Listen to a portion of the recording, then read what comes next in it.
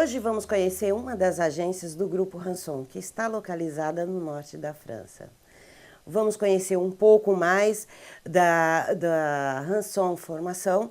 Estamos aqui com o senhor Jean-Jacques Ranson, presidente do grupo, e com o senhor Marcelo de Oliveira, que vai fazer a tradução referente a algumas perguntas pertinentes à Ranson Formação. Senhor Ranson, o senhor poderia nos falar um pouco da Ranson Formação? Bonjour Monsieur Ranson, pourriez-vous nous parler un petit peu de la formation chez Ranson BTP? La formation Ranson BTP, c'est essentiellement du perfectionnement technique sur des sujets techniques assez spécifiques.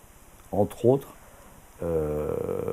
les suivis, les contrôles de chantier, les essais qui sont rattachés à un travail sur site, où on s'aperçoit qu'il y a un déficit énorme, que ce soit au Brésil, ou que ce soit en Afrique, ou que ce soit même en France.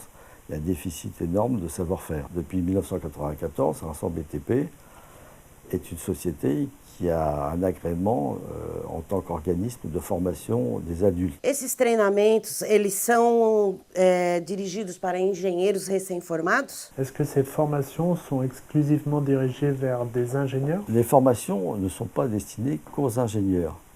Elles sont destinées à des techniciens.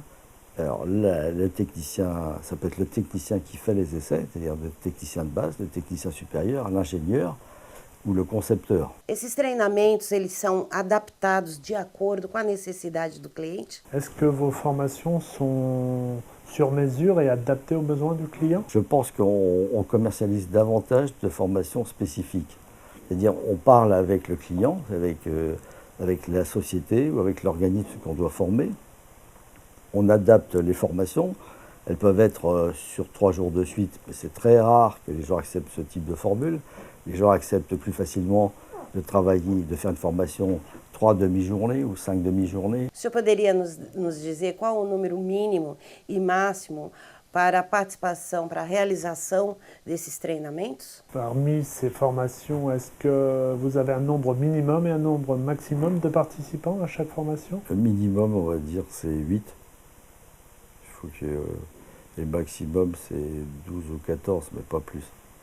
Je pense qu'il faut que les gens repartent avec un savoir-faire. O senhor pode falar um pouco mais referente ao doutorado que o Grupo Ranson está fazendo? Est-ce que ces formations peuvent donner lieu à des formations à l'intérieur même du groupe Ranson BTP? Dans l'entreprise, il y a des actions de formation qui se font tous les jours, y compris, par exemple ici, puisqu'on est dans le Nord.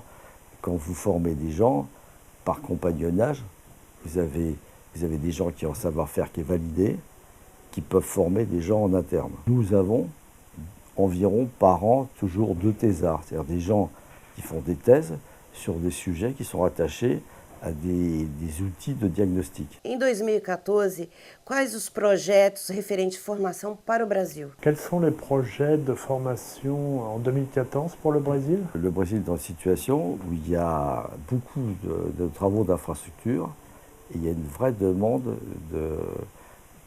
dans les secteurs qu'on a définis. Ça va de la route au pont, au béton, aux enrobés, à l'environnement, parce que les déchets sur les chantiers, c'est un sujet aussi. Donc il y a une vraie demande. Et je pense qu'au-delà, moi ou nous, ça nous intéresse sur les pays de langue portugaise, les pays lusophones d'Afrique. Muito obrigada, senhor Ranson, muito obrigada, Marcelo, e até logo com formação no Brasil.